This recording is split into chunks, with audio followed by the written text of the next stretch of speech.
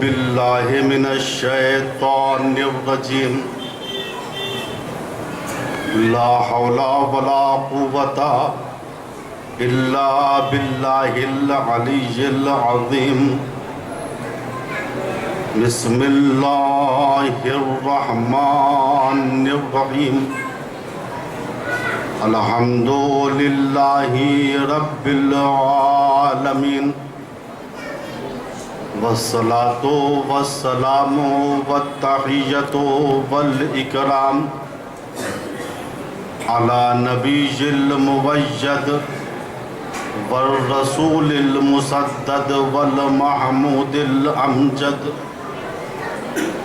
النبی الامی المکی المدنی القرشی الہاشمی الابتحیش مولانا و مولا الثقلین جد الحسن والحسین بالقاسم محمد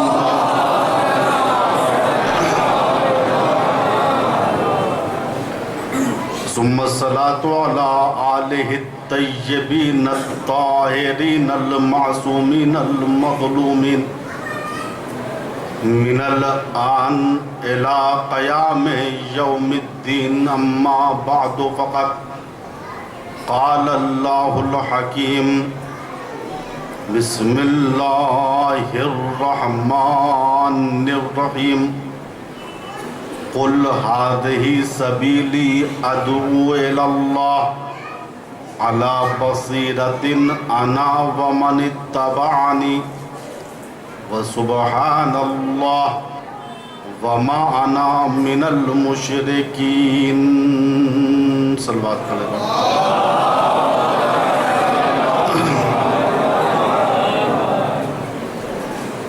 قرآن کریم سورہ یوسف آیت 108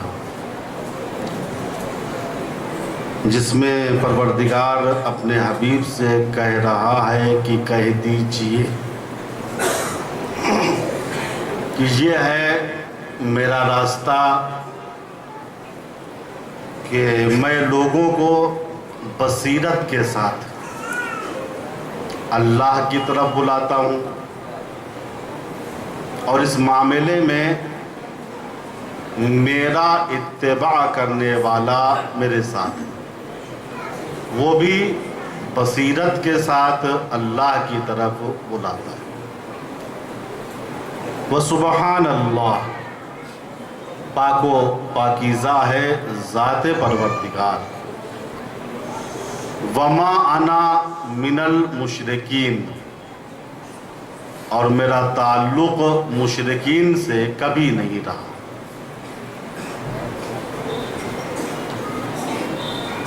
بصیرت کیا ہے جو اس آیہ کریمہ میں مومنین، مسلمین اور بقیہ افراد کو متوجہ کر کے یہ کہا گیا کہ میرا حبیب بصیرت کے ساتھ بلاتا ہے۔ بصیرت ہے کیا؟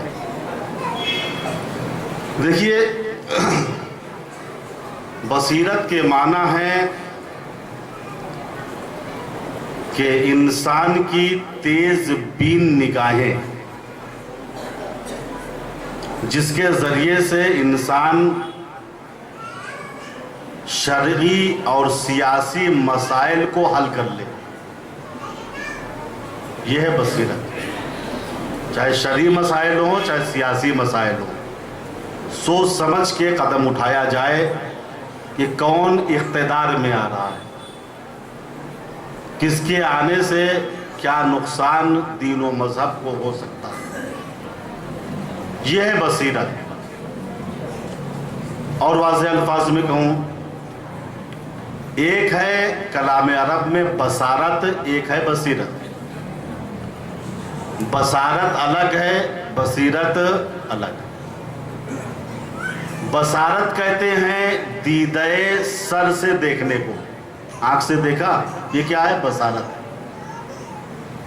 اور بصیرت کہتے ہیں دیدہ دل سے دیکھنے کو۔ جب انسان بابصیر مسلمان اور سچا مسلمان بنتا ہے تو وہ بصیرت کے ساتھ سوچ سمجھ کے قدم اٹھاتا ہے. یہ قدم جو ہم اٹھا رہے ہیں، یہ کام جو ہم کر رہے ہیں، اس میں قوم کا کتنا فائدہ ہے، لوگوں کی کتنی ہدایت ہوگی. لیکن ان کے مقابلے میں جو بابصیرت افراد ہیں، ان کے مقابلے میں کچھ بے بصیرت افراد ہیں جو آنکھ بند کر کے کسی بھی راستے پہ چل پڑتے ہیں.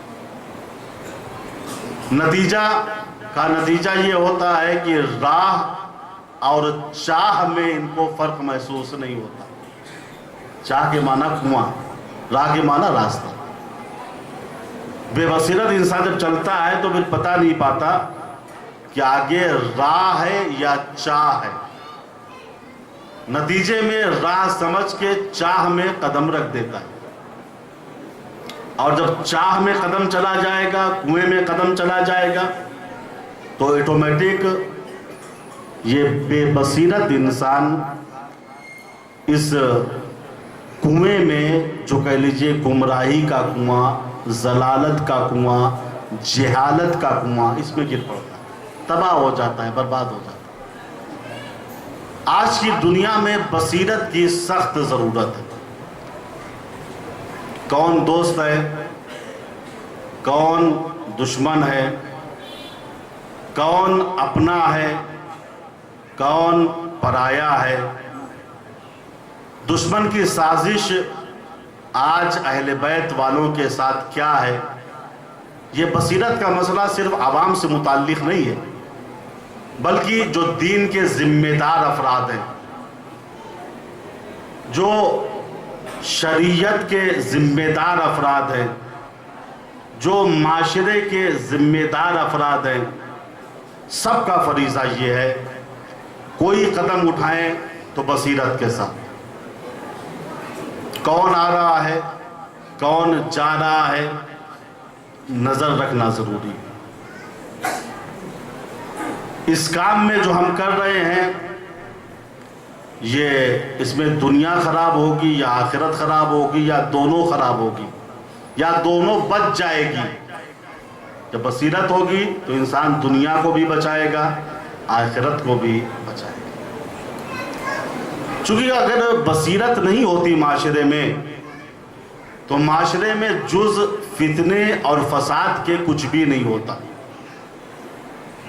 لیکن جہاں بصیرت آ جاتی ہے وہاں فتنہ ختم ہو جاتا ہے اور معاشرے میں امنیت قائم ہو جاتی ہے. لہذا کام کرنے سے پہلے اس کا مقدمہ فراہم کرنا، اسے کہتے ہیں بصیرت. اور میں بچوں کے لیے مثال دیتا ہوں، واضح سی مثال. بصیرت ہے کیا؟ کبھی ایسا ہے کہ ہمارا دل چاہتا ہے کہ ہم سڑک پہ ٹہل لیں.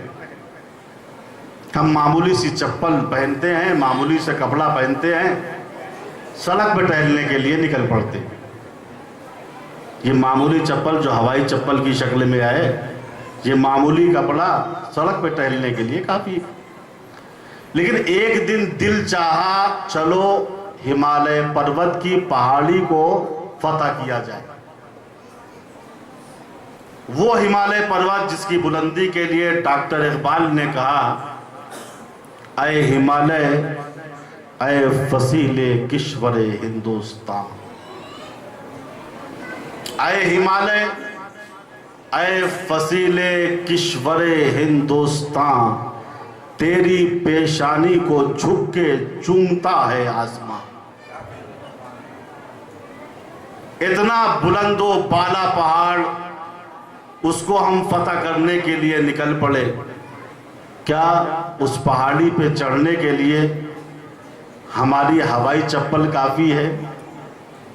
معمولی کپڑے کافی ہیں؟ کانی صاحب، اگر ہمالیہ پروت پہ جانا ہے تو پہاڑی کا خصوصی جوتا خریدنا پڑے گا، پہاڑی کا خصوصی کپڑا خریدنا پڑے گا. تو یہ ہے بصیرت. پہلے سمجھ لو ہم کیا کام کرنے جا رہے ہیں، اسی لحاظ سے وسائل کو جمع آوری کیجئے. ایک صلوات پڑھے بر محمد وآلہ.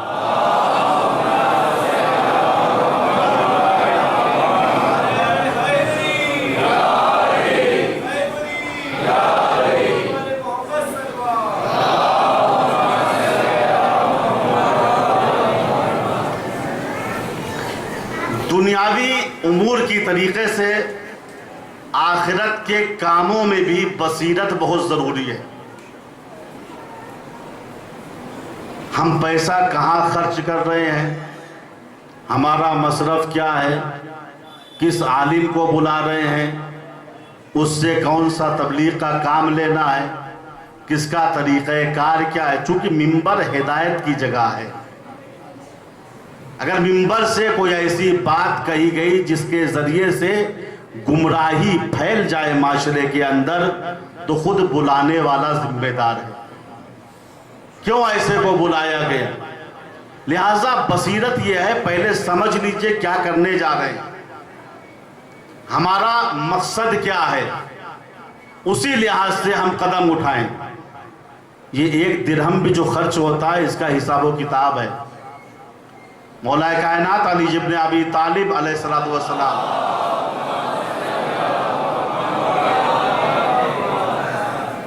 آپ فرماتے ہیں کہ ما آصف و لحاظ دنیا، میں اس دنیا کی کیا تعریف بیان کروں.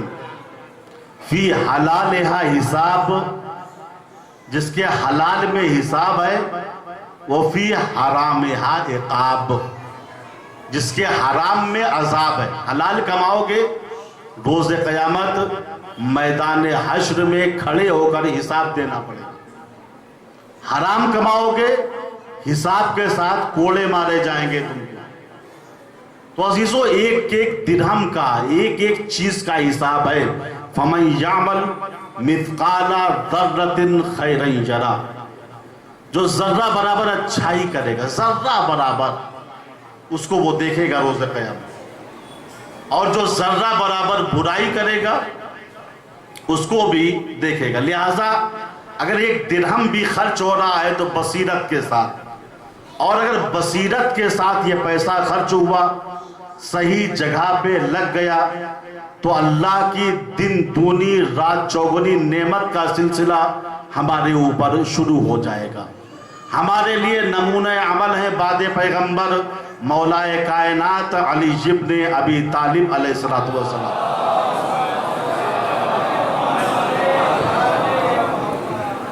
تاریخ میں لکھا ہوا ہے، ایک مرتبہ مولا کائنات اپنے بڑے فرزند امام حسن کے ساتھ بازار کی طرف سے گزر رہے تھے. آپ کے پاس 7 درہم تھے، 7 چاندی کے سکے. ابھی آپ تھوڑی دور چلے تھے، ایک سائل کی آواز آئی، یا علی میں بڑا پریشان ہوں، حالات بہت خراب چل رہے ہیں. مولا نے امام حسن کو اشارہ کیا، یہ درہم لو اور اس سائل کے حوالے کر دو. امام حسن نے سوالیہ نظروں سے اپنے بابا کو دیکھا. بابا، ہم تو گھر کا سودا لینے بازار میں آئے ہیں، یہی 7 درہم ہمارے پاس ہیں، آپ کہہ رہے ہیں پورا کا پورا رائے خدا میں دے دو. دیکھیں مولا نے درس توکل دنیا کو کیسے دیا. کہا امام حسن سے، لیکن مراد ہم ہیں.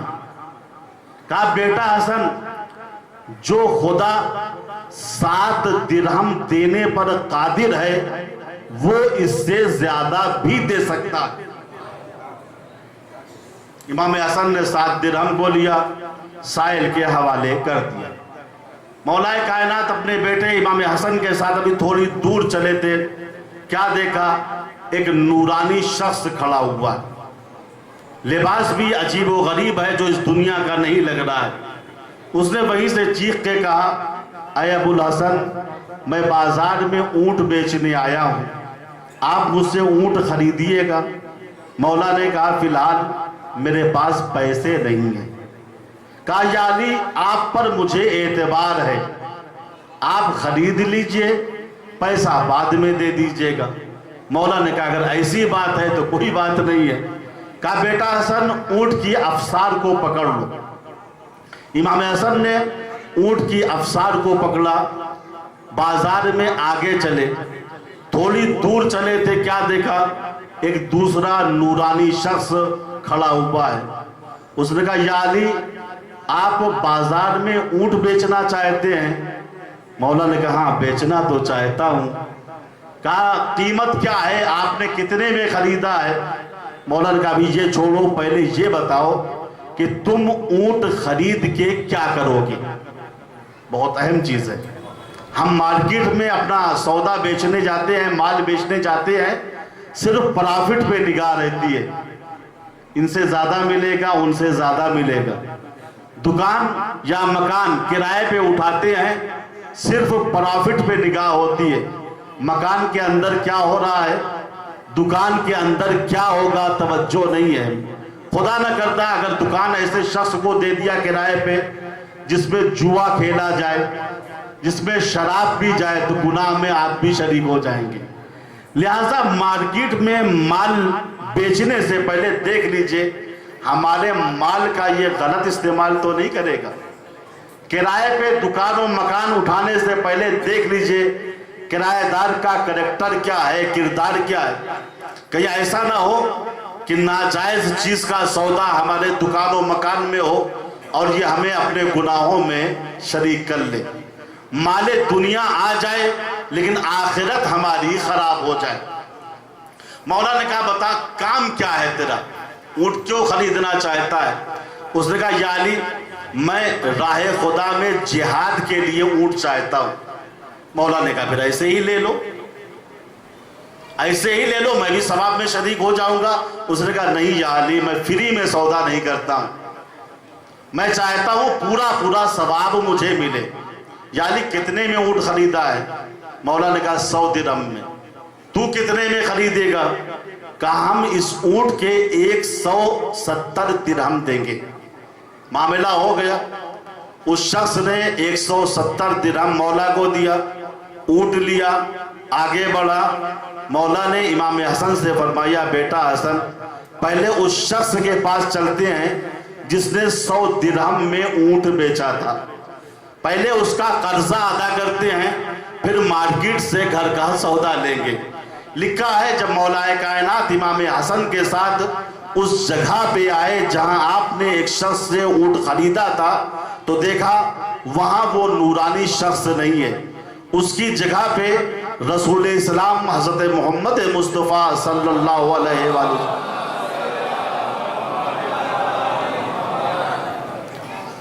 ایک اور سلوات۔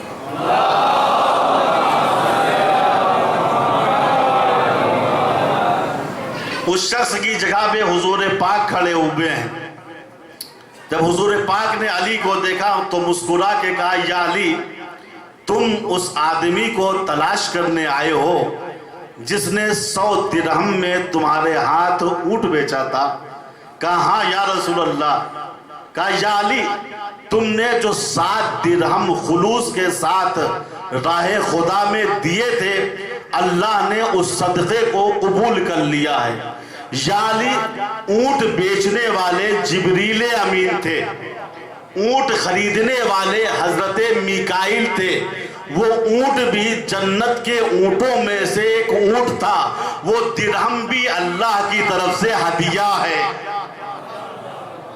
مولا نے اپنے اس عمل سے بتا دیا یاد رکھنا جو مال راہ خدا میں خرچ ہوتا ہے وہ برباد نہیں ہوتا ہے، وہ تباہ نہیں ہوتا ہے، اس میں دن دونا رات چوگنا اضافہ ہوتا ہے۔ اسی کو قرآن نے کہا وَمَنْ جَاءَ بِالْحَسَنَةِ فَلَهُ عَشْرُ أَمْثَالِهَا۔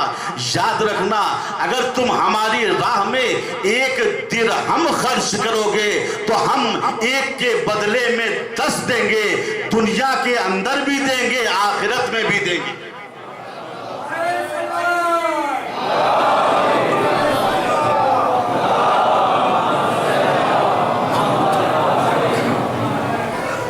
لہذا عزیزو چاہے دنیاوی معاملہ ہو یا آخرت کا معاملہ ہو بصیرت بہت ضروری ہے۔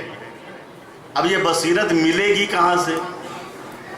بصیرت کیا کسی مارکیٹ میں ملتی ہے، کسی دکان پہ ملتی ہے، کسی صاحب کے گھر پہ ملتی ہے؟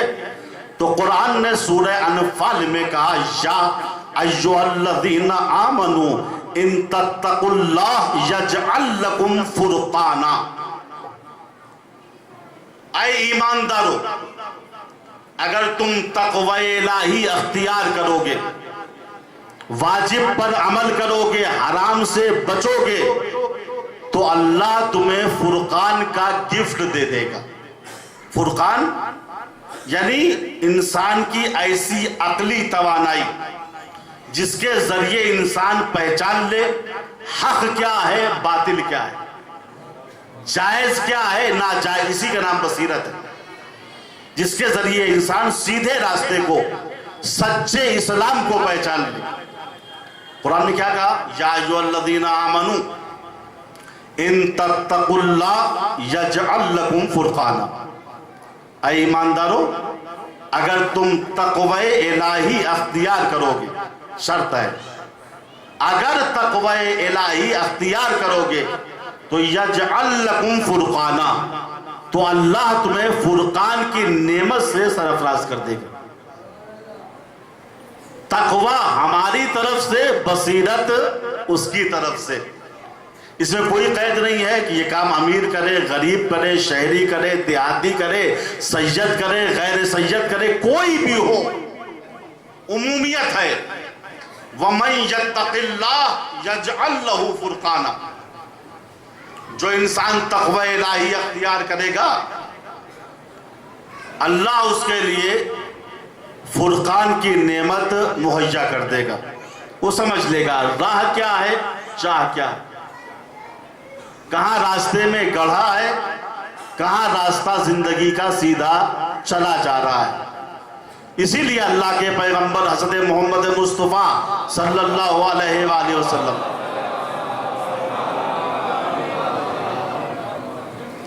آپ نے ایک نورانی بیان میں فرمایا کہ لیس العامی من یعمی بصرہ انما العامی من تعمی بصیرتہ۔ غور کیجئے، بہت اہم حدیث ہے۔ حضور پاک فرما رہے ہیں کہ اندھا وہ نہیں ہے جس کے پاس آنکھ نہ ہو۔ غور کیجئے، ہمارے معاشرے میں جس کے پاس آنکھ نہ ہو، جو نابینا ہو، اسے ہم کیا کہتے ہیں؟ اندھا ہے بیٹا، بیچارہ اندھا ہے، اندھا۔ لیکن یہ اصلی اندھا نہیں ہے، اندھا ہے بیچارہ، نابینا ہے، لیکن اصلی حضور پاک فرما رہے ہیں لیس العامی، اندھا وہ نہیں ہے جس کے پاس آنکھ نہیں ہے، بلکہ اصلی اندھا وہ ہے من تعمی بصیرتہ، جس کے پاس بصیرت نہیں ہے، جس کی دل کی آنکھیں بند ہیں۔ سر کی آنکھیں کھلی ہوئی ہیں لیکن دل کی آنکھیں، حضور کہتے ہیں اصلی اندھا یہی ہے۔ چونکہ عزیزو اگر دل کا اندھا، جملہ صاحبہ نے فہم کے حوالے کرنا چاہتا ہوں، اگر دل کا اندھا مسلط خلافت پہ بھی آ جاتا ہے تو وہ بھی اندھا ہی اندھا رہتا ہے۔ اندھا وہ نہیں جس کے پاس آنکھ نہ ہو، اندھا وہ ہے جس کے پاس دل کی آنکھ نہ ہو۔ چونکہ حدیث کی روشنی میں وہ شخص جو آنکھوں سے نابینا ہے، دل سے بینا ہے، وہ اندھا ہے ہی نہیں۔ لیکن اصلی اندھا کون ہے؟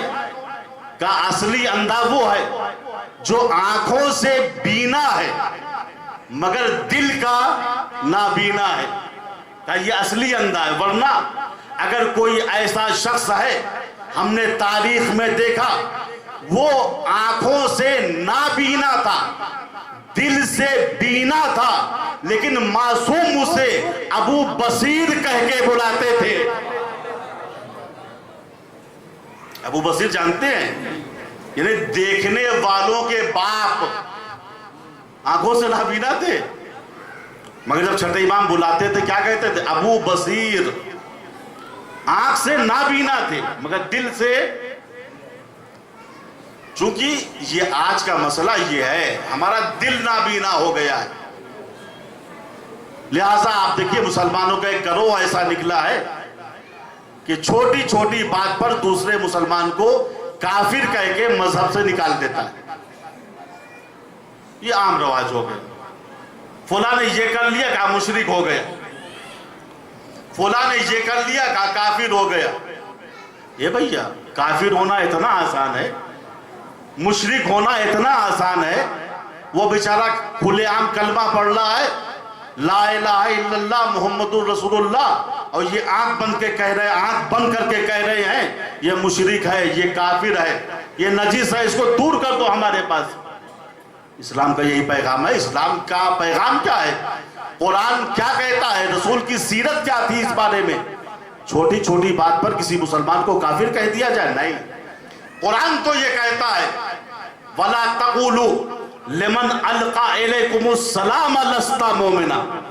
یہ حدیث نہیں ہے, یہ روایت نہیں ہے, یہ مفتی کا قول نہیں ہے, یہ قرآن کی آیت ہے. اے مسلمانوں, اگر تمہیں خالی کوئی سلام کر دے تو تمہیں یہ اختیار نہیں ہے تم اس سے کہو تم مسلمان نہیں ہو, تم مومن نہیں ہو, میں نے تم کو نماز پڑھتے نہیں دیکھا, روزہ رکھتے نہیں. اسلام کا دائرہ بہت وسیع ہے. غیروں کو اپنا بناؤ, نہ کہ اپنے کو غیر بنا دو. یہ جہالت ہے, بے بصیرتی ہے. البتہ یہ کیا کریں, جو پرانے حکام تھے بعض, ان کا بھی طریقہ کار یہی تھا. وہ چھوٹی چھوٹی باتوں پہ ایک مسلمان کو کافر کہہ کے قتل کر دیا کرتے تھے. لکھا ہے ہارون رشید کے دربار میں ایک حجامہ کو لایا گیا. ایک عورت تھی جو مسلمان تھی, نمازی تھی, اس کو پکڑ کے لایا گیا. اس کے اوپر الزام یہ تھا کہ یہ حجامہ دین سے نکل گئی ہے, دین سے خارج ہو گئی ہے, اسلام سے نکل گئی. حجامہ کو ہارون کے سامنے پیش کیا گیا. ہارون نے حجامہ سے کہا میں نے سنا ہے تو کافر ہو گئی ہے. اس نے کہا نہیں حضور, لا الہ الا اللہ محمد الرسول اللہ, میں کلمہ پڑھتی ہوں. کہا تو نماز نہیں پڑھتی. کہا حضور محلے کی عورتوں سے پوچھ لیجئے, مجھ سے زیادہ نمازی کوئی نہیں ہے. کہا پھر تو ماہ رمضان کے روزے نہیں رکھتی, چونکہ رپورٹ یہ دی گئی ہے کہ تو کافر ہو گئی ہے. اصل مسئلہ یہ تھا عزیزو, یہ حجامہ اس کی دکان جو ہے بیچ بازار میں تھی. عورتوں کی حجامت کیا کرتے, حجامت کے بعد خون نکالنا, عورتوں کی حجامت کا اس کا دھندا تھا. لیکن یہ ہارون رشید کو خلیفہ رسول نہیں مانتی تھی, اور اس کا یہ راز کھل گیا تھا. اب ہارون گھوم گھما کے وہی پاس آ رہا ہے, لیکن کہہ نہیں پا رہا ہے, چونکہ کسی قرآن میں, کسی شریعت میں, کسی دین میں یہ نہیں ہے کہ جو خلیفہ کا انکار کر دے وہ کافر ہو جائے گا. یہ جملہ میں نے خطابت میں نہیں کہا, چاہیے تصدیق کیجیے گا. کسی عالم نے نہیں لکھا, کسی روایت میں, کسی حدیث میں نہیں ہے جو خلیفہ کا اعتقاد نہ رکھے وہ کافر ہو جائے گا. چونکہ یہ مسئلہ سیاست کا مسئلہ ہے, اور سیاسی مسائل کو انسان مانے یا نہ مانے اس کو اختیار ہوتا ہے. یہ امامت کا مسئلہ عقیدے سے متعلق ہے, اور خلافت الگ ہے, امامت الگ. تو حجامہ امامت والی تھی, سمجھ گئے, حجامہ امامت والی تھی, اور یہ پکڑنے والے خلافت والے تھے. رپورٹ دے دی یہ آپ کو جو ہے خلیفہ نہیں مانتی, میں پوچھئے گا دوسرے انداز سے, یہ دین سے نکل گئی, یہ شریعت سے نکل گئی. تو ہارون نے کہا تو کافر ہو گئی ہے. کہا نہیں حضور, کلمہ سن لیجئے. نماز نہیں پڑھتی. کہا نہیں حضور. روزہ نہیں رکھتی. کہا نہیں حضور رکھتی ہوں. کہا مستطیع تھی, حج کو گئی. کہا حضور حج بھی کرائے ہم, اب یہ نہیں کہہ پا رہے ہیں کہ تم مجھ کو خلیفہ نہیں مانتی. ایک مرتبہ ہارون کو غصہ آ گیا, اس نے شمشیر و تلوار کو نیام سے نکالا, حجامہ کے سر پہ مسلط کیا. کہا حجامہ تو اپنے کافر ہونے کا اقرار کر لے ورنہ میں تجھے قتل کر دوں گا. اب یہ دیکھیے یہ کیا کہہ رہے, سر پہ تلوار مسلط کر کے کہہ رہے ہیں تو اپنے کافر ہونے کا اقرار کر ورنہ میں تجھے قتل کر دوں گا. خدا کی قسم جو امامت والوں کو اللہ نے عقل دی ہے وہ کسی کو نہیں دی ہے. شاید رسول کی عقل پہ اعتراض کرنے کے بعد بہت سو کی عقلیں ماری گئی۔ حجامہ نے ایک جملے کے ذریعے اپنی جان بھی بچا لی اور نقلی خلیفہ کی قلائی بھی کھول دی۔ ایک جملہ کا ہارون کا سر جھک گیا۔ ہارون نے تلوار سر پہ مسلط کہا اپنے کفر کا اقرار کر ورنہ میں تجھے قتل کر دوں گا۔ حجامہ نے مسکرا کے کہا ٹھیک ہے آپ قتل کر دیجئے، آپ میرے سر پہ تلوار مسلط کر کے میرے کفر کا اقرار کروا رہے ہیں، یہ سیرت رسول کے خلاف ہے، اور آپ کیسے خلیفہ رسول ہیں جس کو رسول کی سیرت نہیں معلوم، رسول کی سنت نہیں معلوم۔ ایک مرتبہ ہارون گھبرا کے کہتا ہے کہ میرے رسول کی سیرت کیا تھی؟ کہا حضور معاف کیجئے گا خلیفہ آپ ہیں مگر بتا میں رہی ہوں۔ رسول کی سنت یہ تھی اگر کوئی کافر رسول کے سامنے لایا جاتا تھا تو اس کے سر پہ تلوار مسلط کر کے کہتے تھے اسلام کا اقرار کر لے میں تجھے چھوڑ دوں گا، اور تو میرے سر پہ تلوار مسلط کر کے میرے کافر ہونے کا اقرار کرا رہا ہے، تو کیسا خلیفہ رسول ہے؟ تجھے سنت رسول نہیں معلوم۔ ایک مسلمان کو دائرہ اسلام سے نکال کے مسلمان کی جمعیت میں کمی کروا رہا ہے۔ صلوات پڑھیں محمد۔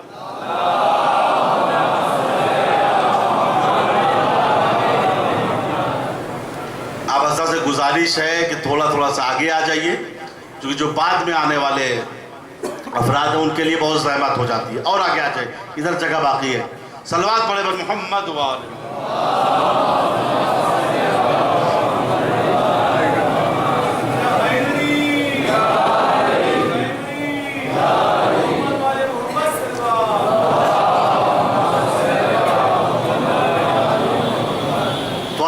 وَمَن يَتَّقِ اللَّهَ يَجْعَلْ لَهُ فُرْقَانًا، جو انسان تقوی الہی اختیار کرتا ہے اللہ اسے فرقان کی نعمت عطا کر دیتا ہے، اس کے بعد بصیرت آ جاتی ہے، کون دوست ہے کون دشمن ہے، دشمن کی سیاست ہمارے بارے میں کیا ہے۔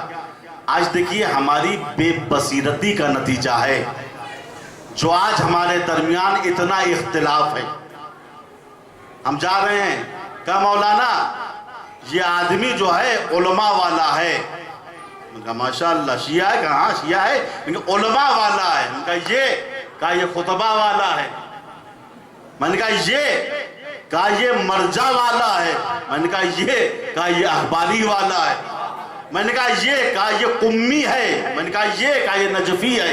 اے بھائیا ایک علی کے ماننے والے میں اتنا اختلاف،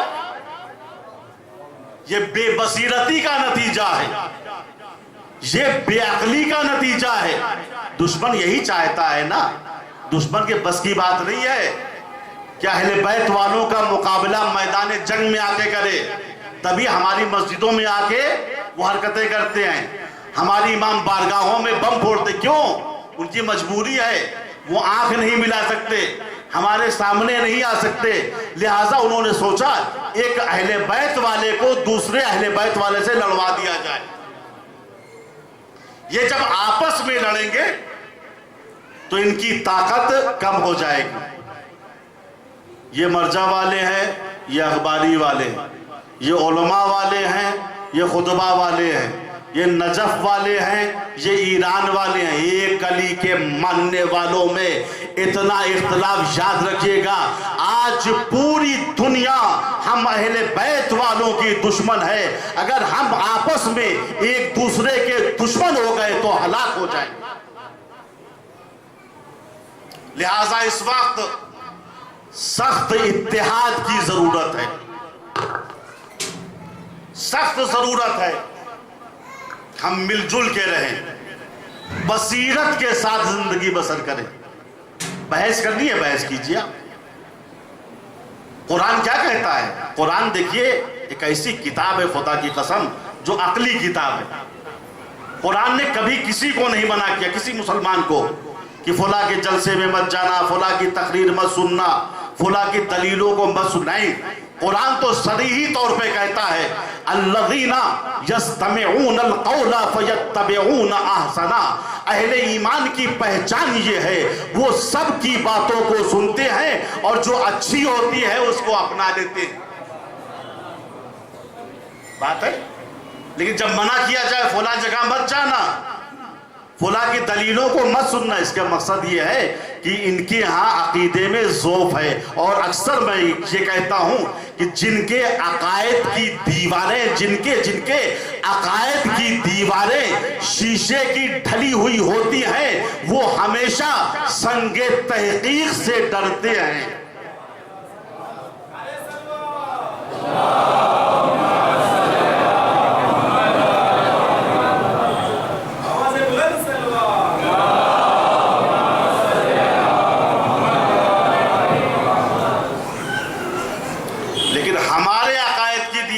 لوہا لاٹ ہے, شیشے کی نہیں ہے. ہم اپنے بچوں کو نہیں منع کرتے, بات سننا جاؤ, فلاں مولانا کی بھی سنو, فلاں عالم کی بھی سنو. اگر قرآن کی آیتیں پیش کر رہا ہے جا کے تحقیق کرو, رسول کی حدیثیں پیش کر رہا ہے تحقیق کرو. کان میں روئی مت ٹھوس لو, آنکھوں کو بند مت کر لو. قرآن کہتا ہے الذین یستمعون القول فیتبعون احسنا. اہل ایمان کی پہچان یہ سب کی باتوں کو سنتے ہیں اور جو اچھی ہوتی ہے اس کو اپنا. چونکہ اگر انسان سب کی باتوں کو نہیں سنے گا تو حقیقت اس کے اوپر واضح نہیں ہوگی, اس کی بصیرت میں اضافہ نہیں ہوگا. بے بصیرتی کا نتیجہ ہوتا ہے جو معاشرے میں فتنہ برپا ہو جاتا ہے. کبھی بے بصیرتی کی وجہ سے دسیوں سال کی عبادتیں بیکار ہو جاتی ہیں. تاریخ اٹھا کے دیکھیے, جنگ نہروان مولا کائنات نے کس سے لڑی ہے؟ غیروں سے لڑی ہے, یہودیوں سے, عیسائیوں سے نہیں. یہ جنگ نہروان یہ خود اپنے بھائیوں سے لڑی ہے. جنگ صفین میں سب ایک تھے. علی کا بہت بڑا لشکر تھا 30,000 کا, لیکن جب وہاں قرآن نیزے پہ بلند ہوا, حکمیت کا معاملہ آیا اور عمر عاص کو ادھر سے اور ادھر سے ابو موسیٰ اشعری کو حکم بنایا گیا اور معاملہ فیل ہو گیا. نہ وہ حاکم بن پائے نہ ادھر سے کوئی حاکم بنا, مسلمانوں پہ راز کھل گیا. علی کے چاہنے والوں کا ایک گروہ جس نے صفین میں 1 سال تک حضرت علی کے ساتھ مل کے علی کے دشمن کا مقابلہ کیا تھا, لیکن یہ لوگ بے بصیرت تھے. علی سے کہنے لگے اب آپ توبہ کیجئے, آپ کو اللہ نے امام بنایا تھا, آپ الیکشن پہ کیسے راضی ہو گئے, سلیکشن پہ کیسے راضی ہو گئے؟ مولا نے کہا میں نے کبھی نہ الیکشن کی بات کی ہے نہ سلیکشن کی بات کی ہے نہ حکمیت کی بات کی ہے. تم ضد کر رہے تھے, میں خاموش ہو گیا تھا. کہا نہیں علی گناہ کبیرہ تم نے کیا ہے, توبہ کرو. مولا نے کہا نہیں, اللہ نے مجھے معصوم پیدا کیا ہے, جب میں نے گناہ ہی نہیں کیا تو توبہ کیوں کروں؟ تو یہ اتنی سی بات تھی. 10,000 کا لشکر علی سے ٹوٹ گیا. کالی دیکھیے یہی سے بے بصیرتی, جس کو ابھی تک امام مان رہے تھے کالی کافر ہو گئے. علی نے گناہ کبیرہ انجام دیا, چونکہ خوارج کا عقیدہ یہ ہے اگر کوئی انسان گناہ کبیرہ انجام دے تو کافر ہو جاتا ہے. کہا بھیا علی جب تک توبہ نہیں کریں گے ان سے جنگ واجب ہے. نتیجہ کیا ہوا؟ ان لوگوں نے اور بھی لشکر جمع کیا. یہ عجیب و غریب جنگ ہے. انشاءاللہ اگر موقع ملا کل یا پرسوں میں مختصر طور پہ اس جنگ کو بیان کروں گا. کتنا بڑا فتنہ تھا بے بصیرتی کی وجہ سے. اب یہ لوگ علی کے خلاف آتے ہیں, پڑاؤ جو ہے کوفے سے باہر ڈال دیتے. جنگ شروع ہونے والی ہے, مولا یہ چاہ رہے ہیں کسی طریقے سے جنگ روک دی جائے. یہ اپنے ہی ہے, لکھا ہے تاریخ میں خوارج کی عبادت مشہور ہے. کیوں نہ ہوتا, یہ علی والے تھے نا, علی والے سب عابد و زاہدی ہوتے, لیکن یہ تھوڑا سا الگ ہو گئے تھے. नतीजा ये हुआ, रात की तारीकी में मौला ने अपने एक साहबी कुमैल को लिया। यही दुआए कुमैल हम पढ़ते हैं, कुमैल इब्न ज़ाद।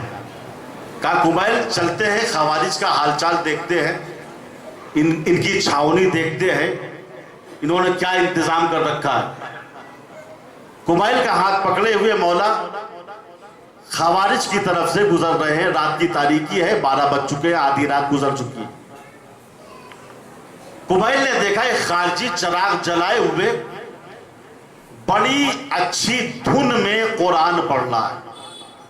उसकी क़राअत बड़ी ही जज़्ज़ाब, आवाज बड़ी ही सुरीली, और उसने रात की तारीकी में सूरह ज़ुमर की 9वीं आयत करीमा पे जब वो पहुंचा, उसने इसको पढ़ा, अम्मन हुआ कानितुन आना अल-लैल साजिदन व कायमा यहज़ुरुल आखिरा।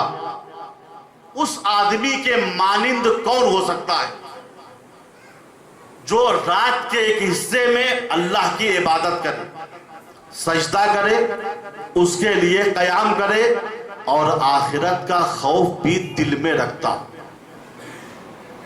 इस आयत को जैसे ही कुमैल ने सुना, बदन थरथराने लगा, रुक गए। मौला हाथ छोड़ के आगे चले गए थे। ये क़राअत कुरान में इतना महो हो गए, सब कुछ भूल गए। अली का कुमैल क्या बात है? कहा मौला देख रहे हैं माशाल्लाह कितनी अच्छी क़राअत है, कितनी धुन से कुरान पढ़ रहा है। मौला ने कहा कुमैल आ जाओ, कुरान इसे फायदा नहीं देगा, कुरान इसे फायदा नहीं देगा। कुमैल ने कहा मौला मेरे दिल में एक तमन्ना थी, ऐ काश अल्लाह मुझे इस कारिए कुरान का एक बाल बना देता। क्या बना देता? एक बाल। चूंकि इसकी क़राअत इतनी अच्छी है, ये क़राअत की वजह से जन्नत में जाएगा, और मैं अगर इसके जिस्म का बाल बन गया तो इसके सदक़े में मैं भी जन्नत चला जाऊंगा। मौला ने उस वक्त कुमैल का कोई जवाब नहीं दिया। सुबह को जंग नहरवान हुई, जिसका नतीजा तारीख में ये लिखा है जितने खवारिज थे, जुस 10 आदमियों के जो भाग गए थे, सब मारे गए, और अली के लश्कर के सिर्फ 10 आदमी शहीद हुए। शाम का वक्त था, मौला मैदान जिहाद में आए, क्योंकि सभी को तकरीबन पहचानते थे, ये मौला के लश्कर के जुस थे ये लोग। मौला ने 1-2 आदमी को बुलाया, कुछ लाशों को देखा जो औंधी पड़ी हुई थी, कहा जरा इसकी लाश को सीधा करो। लाश सीधी की, कहा ये फलाने हैं, फला महल्ले में रहता। एक लंबी दाढ़ी वाला पड़ा हुआ था मुंह के बल, कहा इसको पलटो, उसको पलटा गया, कहा अच्छा ये फला था और हमारे साथ जंग सिफ़ीन में फला दिन इसने शिरकत किया था। ऐसे ही 5 लाशों को पलटवाते हुए पड़ रहे थे, अचानक एक और लंबी दाढ़ी का मिला, खवारिज था, उसकी लाश पड़ी हुई, कहा इसको पलटो। अब जो उसको पलटा, अली ने गौर से देखा, कहा कुमैल यहाँ आओ, यहाँ आओ। कुमैल दौड़ क्या, मौला क्या बात है? कहा कुमैल रात में याद है अम्मन हुआ कानितुन आना अल-लैल? हाँ मौला याद है। इस आयत को उस एक कारी ने पढ़ा था, उस आदमी के मिस्ल कौन है जो रात में उठ के अल्लाह की इबादत करे? कहा कंबर या कुमैल, चूंकि रवायत में थोड़ा इख्तिलाफ है कि कंबर साथ में थे या कुमैल, कोई भी साहबी रहा हो। कहा कुमैल या कंबर? देखो देखो गौर से देखो, ये वही कारिए कुरान है जो रात के अंधेरे में कुरान पढ़ रहा था। तुम्हें इस बात की आरज़ू थी कि मैं इसके जिस्म का एक बाल बन के जन्नत में दाखिल हो जाऊं। रात की तारीकी में कुरान सामित पढ़ रहा था, दिन के उजाले में कुरान नातिक के मुकाबले में आ गया। चूंकि बसीरत नहीं थी, लिहाजा अपने को जहन्नमी बना लिया।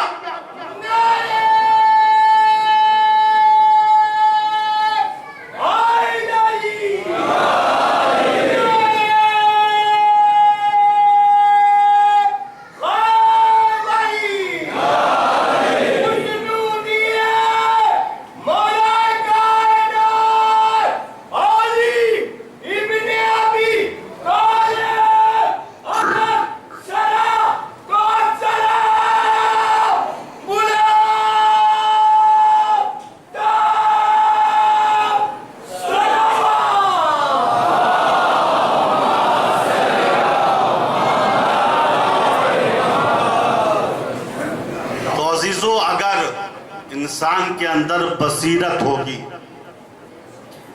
تو جس طریقے سے دین سچا ہے ویسے ہی یہ سچا مسلمان بنے گا، اہل بیت والا مسلمان بنے گا، قرآن والا مسلمان بنے گا۔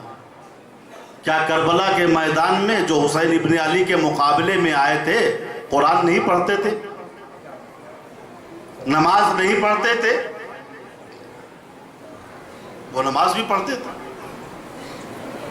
قرآن بھی پڑھتے تھے، کلمہ توحید اور رسالت کو بھی پڑھتے تھے، تشہد پڑھتے تھے، گواہی دیتے تھے محمد اللہ کے رسول ہے، لیکن بصیرت نہیں تھی۔ محمد اللہ کے رسول ہیں مگر نواسہ رسول کو شہید کرنے کے لیے تیار تھے۔ نماز پڑھ کے جنت میں جانے کا شوق تھا لیکن سردار جنت کو چاروں طرف سے گھیر لیا تھا۔ بے بصیرتی، تم سردار جنت کو شہید کر کے جنت میں جاؤ گے، نواسہ پیغمبر کو قتل کر کے پیغمبر کی شفاعت پاؤ گے، بے بصیرتی ہے۔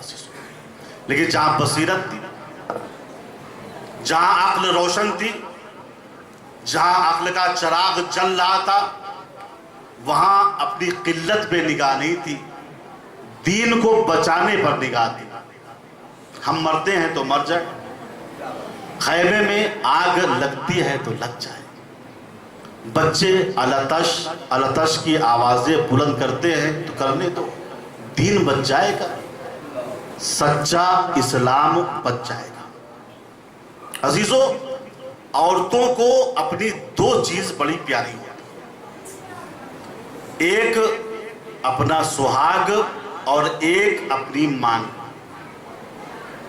لیکن کربلا کی عورتوں کے جذبات عجیب و غریب ہیں، نہ انہیں اپنی گود کی پرواہ ہے نہ اپنی مانگ کی پرواہ۔ لکھا ہے وہب کلبی شادی کر کے اپنی ماں اور زوجہ کے ساتھ کربلا کے میدان سے گزر رہے تھے، تھک گئے تھے، کربلا کے میدان میں خیمے کو نصب کیا تاکہ آرام کریں۔ تھوڑی دیر خیمے میں آرام کیا، اس کے بعد باہر نکلے تو دیکھا چاروں طرف فوجی فوج نظر آ رہی، گھبرا گئے۔ ابھی ہم 17 دن پہلے جب شادی کرنے ادھر سے گزرے تھے تو یہاں صحرا تھا، انسان نہیں تھا، آدمی نہیں تھا، اتنی بڑی فوج کیوں جمع ہے؟ ایک فوجی کو بلایا، یہاں آؤ۔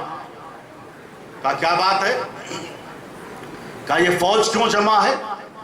فوجی نے تعجب سے وہب کلبی کو دیکھا، کہا آپ کو معلوم نہیں ہے نواسہ رسول کو مہمان بلا کر چاروں طرف سے گھیر لیا گیا ہے،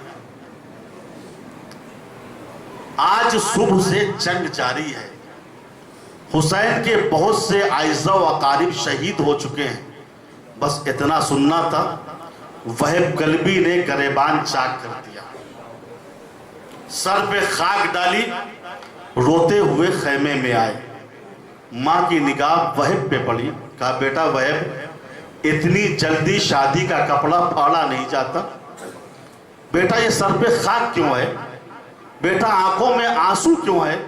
کہا مادر گرامی، آج کربلا میں پنجتن پاک کا خاتمہ ہو رہا ہے، زہرا کے لال کو مہمان بلا کر چاروں طرف سے گھیر لیا گیا ہے، مادر گرامی آپ کا مشورہ کیا ہے، آپ کی رائے کیا ہے؟ ایک مرتبہ اس مومنہ نے کہا بیٹا وہب، یہ رائے اور مشورے کا وقت نہیں ہے، سارے مال و اسباب کو اللہ کی راہ میں یہی چھوڑ دو اور جتنی جلدی ہو سکے غریب زہرا کی مدد کے لیے پہنچ چلو۔ لکھا ہے جناب وہب اپنی ماں اور زوجہ کے ساتھ روز عاشور امام حسین کی خدمت میں آئے، مادر وہب آگے بڑھی، امام کو سلام کیا اور اپنا تعارف اس طریقے سے کرایا، آقا میں آپ کے بابا کے صحابی عبداللہ کی زوجہ ہوں جو پہلے عیسائی تھے بعد میں مسلمان ہو گئے، ہم شادی کر کے ادھر سے گزر رہے تھے تو ہم کو معلوم ہوا کہ مہمان بنا کر آپ کو بلایا گیا، پھر اہل کوفہ نے آپ کے ساتھ غداری کر دی، آپ پہ ظلم کر رہے ہیں، آقا ہم آپ کی مدد کے لیے آئے ہیں، آقا آپ کی غربت دیکھی نہیں جاتی، آقا ہم کو اجازت دے دیجئے کہ ہم راہ خدا میں شہید ہو جائیں۔ حسین ابن علی نے کہا مادر وہب میرے نانا کی شریعت میں عورتوں سے جہاد ساقط ہے، جاؤ تم خیمے میں جاؤ۔ پھر امام وہب کی طرف مخاطب ہوئے، کہا وہب تم نے بہت دیر کر دی، وہب شب عاشور تمہاری بہت یاد آئی، وہب تم شب عاشور نہیں تھے تو میں نے تمہاری طرف سے محضر شہادت پہ دستخط کر دیا۔ وہب کہتے ہیں مولا آپ کی غربت دیکھی نہیں جا رہی ہے، مولا اجازت دے دیجئے جہاد کی۔ مولا نے کہا وہب شرمندہ مت کرو، ہم مہمان نواز لوگ ہیں، لیکن افسوس ایک کاسہ آب سے بھی مہمان نوازی نہیں کر سکتے۔ وہب کو اجازت ملی، لکھا ہے وہب مقتل میں آئے، جہاد کیا، اور خدا کی قسم ایسا جہاد کیا کہ علامہ فاضل بستامی اپنی کتاب امواج البکا میں لکھتے ہیں جب وہب کا جہاد بسر سعد نے دیکھا تو چلا کے کہا ما اشدہ صولتہو، میں نے پورے عرب میں ایسا بہادر نہیں دیکھا۔ بنی ہاشم کے بعد کربلا کے میدان میں سب سے بڑے بہادر کا نام ہے وہب کلبی۔ وہب جہاد کر رہے، جو بھی سامنے آتا تھا وہب اسے واصل جہنم کر دیا کرتے تھے۔ آخر میں تھک گئے وہب، تازہ دم ہونے کے لیے خیمے میں آئے، ماں سے کہا مادر گرامی آپ مجھ سے راضی ہو گئی؟ مادر وہب نے کہا نہیں میرے لال، جب تک یہ سر راہ خدا میں جدا نہ ہوگا بدن سے تب تک یہ ماں تم سے راضی نہ ہوگی۔ وہب واپس کیوں آ گئے؟ کہا مادر گرامی میں بھاگ کے واپس نہیں آیا ہوں، تازہ دم ہونے کے لیے واپس آیا ہوں، لیجئے آپ کہتی ہیں تو میں جا رہا ہوں۔ لکھا ہے وہب یہ کہہ کے اٹھے، ابھی چند قدم وہب چلے تھے، مورخین کہتے ہیں زوجہ وہب شرم کی وجہ سے ابھی تک خاموش تھی، لیکن جب اس نے دیکھا کہ وہب آخری مرتبہ مقتل میں جا رہے ہیں تو اب سامنے آ کے کھڑی ہو گئی اور کہا وہب باپ کا گھر مجھ سے چھوٹ گیا، شوہر کے گھر مجھے جانا نصیب نہیں ہوا، ٹھیک ہے وہب کوئی بات نہیں، قضاء الہی یہی تھی، تم شوق سے جاؤ مگر چلو امام کی خدمت میں ایک وعدہ کرو۔ زوجہ وہب کو لے کے امام کی خدمت میں آئی، سلام کیا، مولا نے جواب سلام دیا۔ پھر زوجہ وہب نے امام کو مخاطب کر کے کہا مولا وہب آپ کے سامنے مجھ سے وعدہ کرے کہ بن میرے جنت میں قدم نہیں رکھیں گے۔ امام نے کہا زوجہ وہب میں جنت کے جوانوں کا سردار ہوں، یہ بات ڈائریکٹ آگے تم مجھ سے کہہ سکتی تھی۔ زوجہ وہب نے کہا مولا اس بات کو آپ سے اس لیے نہیں کہا چونکہ آپ سے مجھے کچھ اور کہنا ہے۔ عزادارو اب آگئے قیامت کے جملے، آپ سے مجھے کچھ اور کہنا ہے۔ امام نے کہا مجھ سے اور کیا کہنا ہے؟ کہا مولا وہب کی شہادت کے بعد میں بیوہ ہو جاؤں گی، میرا پلہ ہلکا ہو جائے گا، مجھے اس بات کا خطرہ ہے کہیں ایسا نہ ہو اشقیاء میرے سر سے چادر چھین لے۔ آقا آپ اتنی اجازت دے دیجئے کہ وہب کی شہادت کے بعد میں سیدانیوں کے خیموں میں چلی جاؤں تاکہ میرا پردہ بچ جائے۔ بس عزادارو اتنا سننا تھا کہ زہرا کے لال نے سر جھکا لیا، رونا شروع کر دیا۔ زوجہ وہب گھبرا گئی، شاید مجھ سے کوئی غلطی ہو گئی، ایک مرتبہ گھبرا کے کہتی ہے آقا حسین میں سمجھ گئی، میں کنیز ہوں، آپ آقا ہیں، میں نے بہت بڑی جرأت کر لی، آقا آپ گریہ نہ کیجئے، میں اپنی بات واپس لے رہی ہوں۔ آقا میں شیطانیوں کے خیمے میں اپنے پردے کو بچانے نہیں جاؤں گی، مجھ سے غلطی ہو گئی، مجھے معاف کر دیجئے۔ امام نے روتے ہوئے نظروں کو اٹھایا، کہا زوجہ وہب بات یہ نہیں ہے کہ تو اس لائق نہیں کہ شیطانیوں کے ساتھ خیمے میں رہ سکے، بلکہ بات یہ ہے میری شہادت کے بعد شیطانیوں کا پردہ بھی سلامت نہ رہے گا، خیموں میں آگ لگے گی، بچوں کو تماچے لگائے جائیں گے، زینب ام کلثوم کے سروں سے چادریں چھینی جائیں گی۔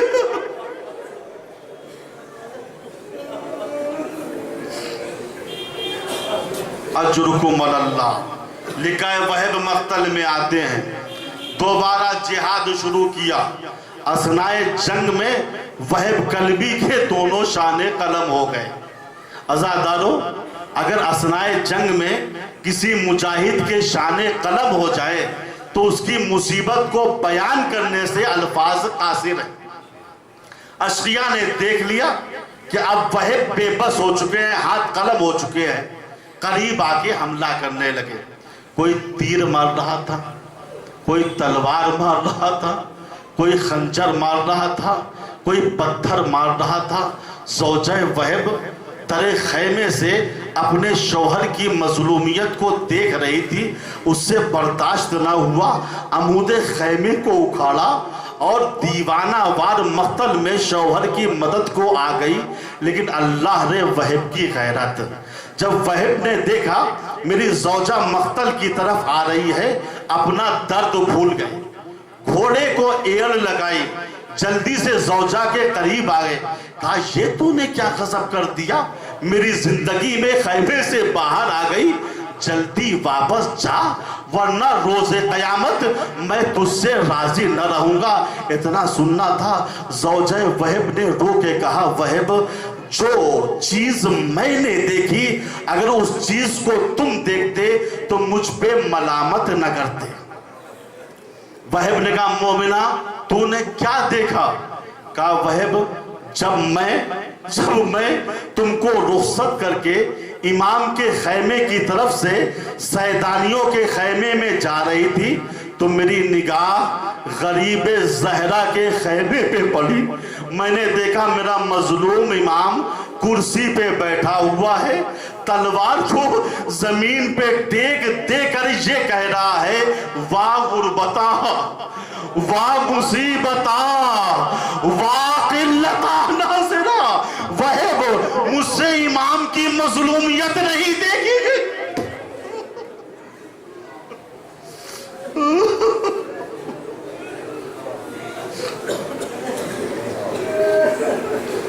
لکھا ہے ابھی زن و شوہر میں باتیں ہو رہی تھی، ایک شقی کو موقع مل گیا، گرز کا وار وہب کے سر پہ کر دیا، وہب گھوڑے سے زمین کی طرف چلے، زوجہ وہب نے سہارا دیا، ایک دوسرا شقی آگے بڑھا، اس نے زوجہ وہب کے سر پہ بھی گرز کا وار کر دیا۔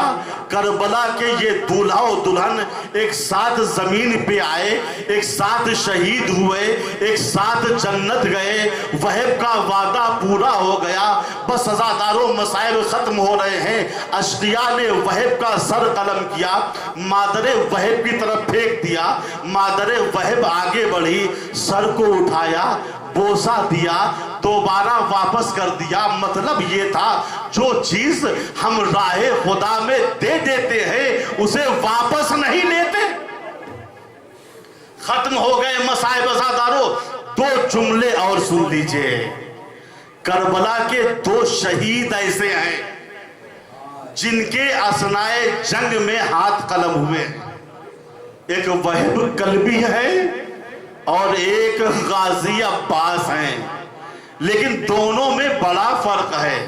وہب کی ماں کو وہب کا کٹا ہوا سر مل گیا، چہرے کو بوسہ دے لیا، دل کو تسکین ہو گئی، لیکن ہائے مادر عباس ام البنین پوری عمر جنت البقیع میں قبر سیدہ پہ بیٹھ کے یہ مرثیہ پڑھا کرتی تھی، اے میرے لال عباس مجھے اس بات کی خبر ملی ہے کہ پہلے تیرے دونوں ہاتھ کاٹے گئے، پھر سر پہ گرز